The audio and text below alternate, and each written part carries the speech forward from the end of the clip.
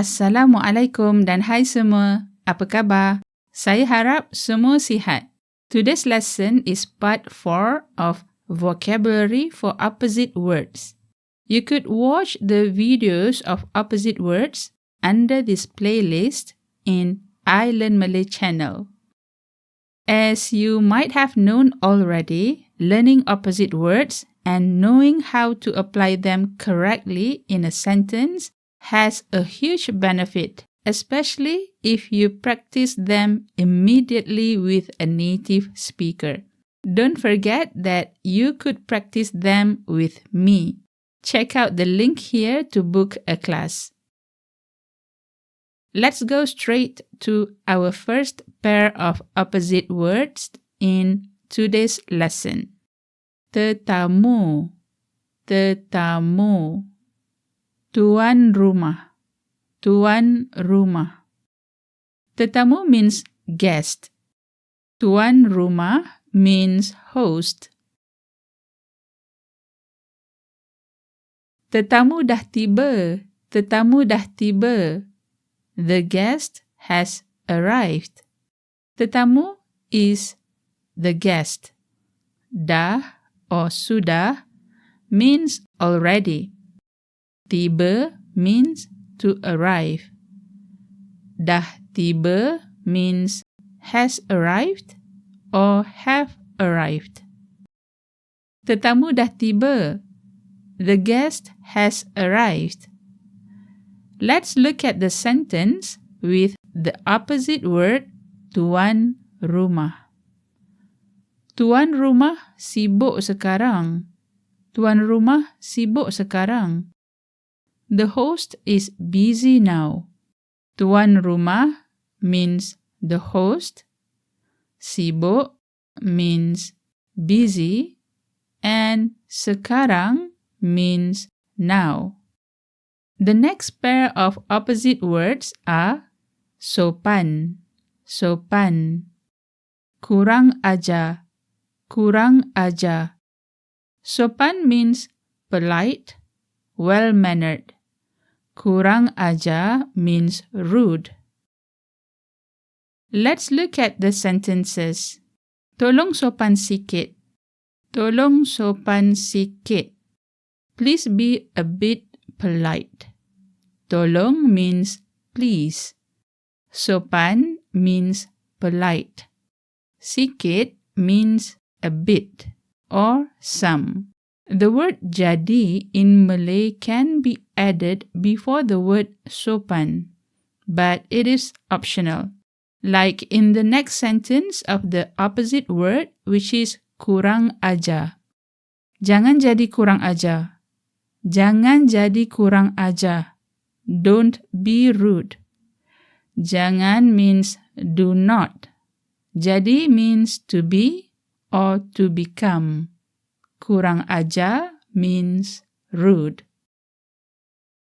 The next pair of opposite words are jujur, jujur. Bohong, bohong. Jujur means honest.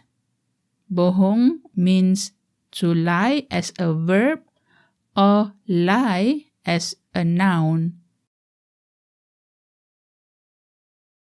Secara jujur, saya cantik ke? Secara jujur, saya cantik ke? Honestly, am I pretty? Secara jujur means honestly. Saya means I. Cantik means pretty. And ke is a particle added in spoken Malay for a question and normally is placed at the end of the sentence.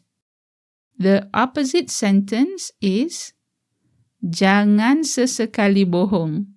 Jangan sesekali bohong.